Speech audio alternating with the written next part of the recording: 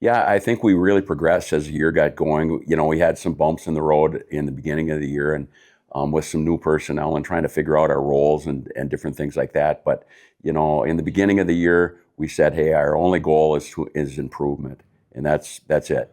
So we continued to kind of stick with that theme, and I think it really paid off for us as guys kind of settled in and things like that. The team kind of took off, and we felt good about our team all the way through. But we had some issues with, again, roles, figuring out roles.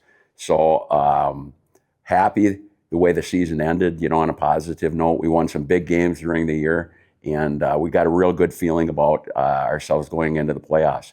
And with this 2 week off with the bye week, since we ended on a positive note, we've really felt comfortable these 2 weeks of practice. Very positive instead of going into it after a negative. So it's all good. We're depending on our seniors a lot for the leadership going in, and then everybody else just filling in and helping us out.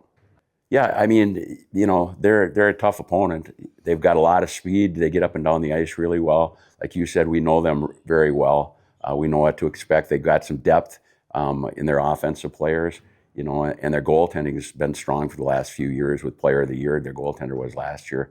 So, we need to, play in the offensive zone as much as we possibly can. And we had success with doing that. Most of the problems we had against Eau Claire was off the rush, where they got opportunities off the rush. So if we improved on that a little bit and can play in the offensive zone, obviously that's going to help us out a lot. But I like we talked about, I think we've strengthened ourselves in some of the areas of weakness, and we'll see what happens. A 1 game shot, it'll be interesting, and I know the guys are really looking forward to it and very confident going in.